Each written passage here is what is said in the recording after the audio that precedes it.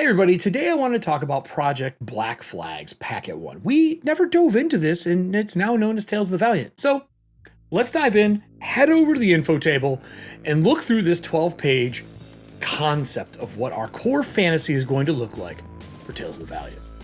So this is pretty simple, everybody. We made a 12-page packet as a glimpse, and we wanted you to know what we are doing moving forward. It is a glimpse into what we have. How to use this packet and everything is in here, and you can easily dive into this and look over the 12 pages by yourself. But there are a few things I want to point out for you. First off, Packet 1, core fantasy in a nutshell, is one of the main things that we wanted to hit.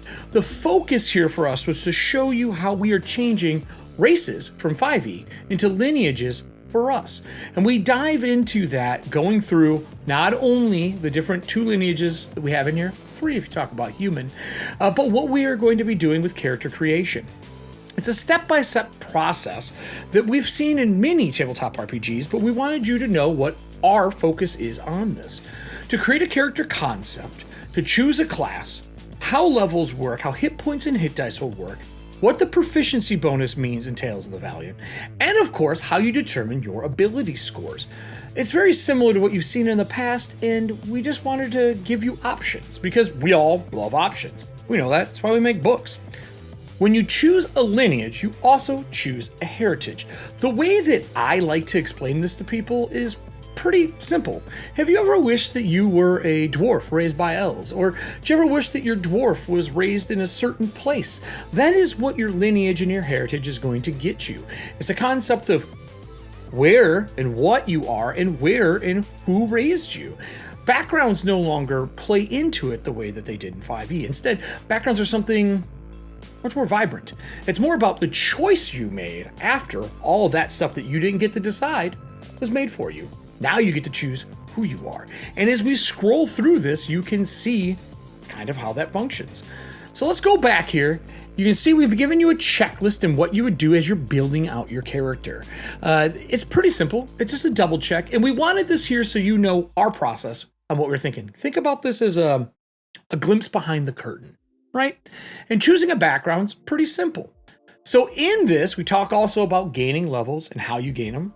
There's the breakdown of your lineage and the elements that involve your age, your size, your speed, all the things you would expect, along with the idea of alignment, languages, and the first one that we showcase is dwarf. In your heritage, you're going to see the things that I just listed, which you can find right here. These are the things that you get when you are a dwarf. And as you scroll up, you'll see that there are options for your heritage. Now, this is a glimpse. We're not saying this is everything. We're saying this is what we are presenting as a sample. And surveys came in and overall was overwhelmingly positive. So you have your Fireforge heritage traits, and you'll see that they get different things than the Stoneforge heritage trait. So looking at it, you get your Forgecraft, friend to elementals when you are talking about the Fireforge. But when we scroll down and look at the Stoneforge, you get very different pieces. Your weapon trainings are a little different, your armor, your tool proficiency, the eye for quality. This allows you to piece together what you want your dwarf to be. And the same thing is true when you are looking at the elf with your cloud heritage and your grove heritage, kind of showing 2 aspects of what a lineage can bring to the heritage table. I really like this. To me, as a player and as a GM, I like choices. And I really enjoy when my players have choices and when they can build the thing that's a concept in their head. And that's kind of the point of Packet 1. We're showing you what the first stages of your concept look like. Pretty different, but not so different that it doesn't still work with your 5e. Everything that happens in 5e still kind of happens here. It's just the Tales of the Valiant version of this. It's Kobold Press's vision, and hopefully you're along for that ride. When we go back in, we also show off the human, which is probably the most used race in 5e, but for us, the most used, I suppose it's going to be the most used heritage. Humans are versatile. And we have the nomadic heritage in here, and your cosmopolitan heritage as well, to kind of go with your lineage. And you can see that we have these different pieces. Street smarts comes under cosmopolitan, resilient under your nomadic, showing the upbringing and where things come from and how those options change you. There is something you'll notice when you're doing this. There's a lot of choices, and you know us. we like to hand out options, so there's gonna be more of them in the future.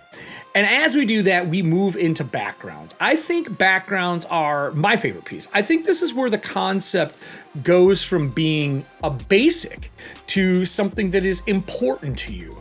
And we've only put a few in here as samples, and they're ones that we felt were predominantly chosen a lot when we've seen people play games and playtest and everything else. So when you look at a background, there's elements of a background. You have your skill proficiency, which you find here. On top of the skill proficiency, you're also going to see additional proficiencies here. Equipment, talents, and adventuring motivation. Adventuring motivation is the reason your character is out there doing things. And we've heard the cry. People have asked, are you still going to have bonds, ideals, and flaws? I will tell you that adventuring motivation is the start of what we're doing. It is a glimpse yet again into it, but we wanted to hit a mark that we felt were missing. Why, once you have your heritage and your lineage and all that stuff picked in your background, what makes you go out into the world and be valiant, be a hero, be an adventurer? That is what this section's for. And there's a table where you can roll for your motivation. We've seen other backgrounds through the history of 5e have other options that have been tacked on depending on the background you're choosing. This is us saying, Tales of the Valiant, why are you adventuring? So the first one that we're going to look at here is the Scholar. You'll notice something new. There is something called a talent. Talents are like feats, but not, and they're basically mean choice. It is a choice that you get to make. It's a talent that you get to pick. And these skills, talents, are trade skills, specializations, things within your background that you've chosen.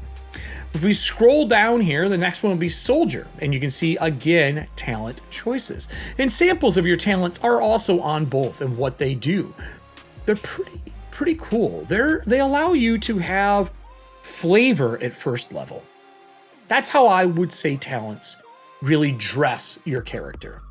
And you can see here we have magical talents, combat casting, elemental savant, specializing in things. For example, combat casting, prerequisite is you have to be able to cast spells. You automatically succeed on your con saves you make to maintain concentrations on a spell if the DC is lower than your casting DC, allowing you to be confident in your choice to cast in combat, not risking to cast in combat. You can do it if it's within the parameters. And you'll see we have those also for your martial with two, cool things you can add like armor training and armored combatant. These are things that let you be great. And my favorite is hand to hand. Although fighters and barbarians and things throughout the course of the martial classes, they're not always good at hand to hand. This allows you to be good with maybe a dagger in your hand. It allows you to grapple as one of these other martial classes that aren't a monk.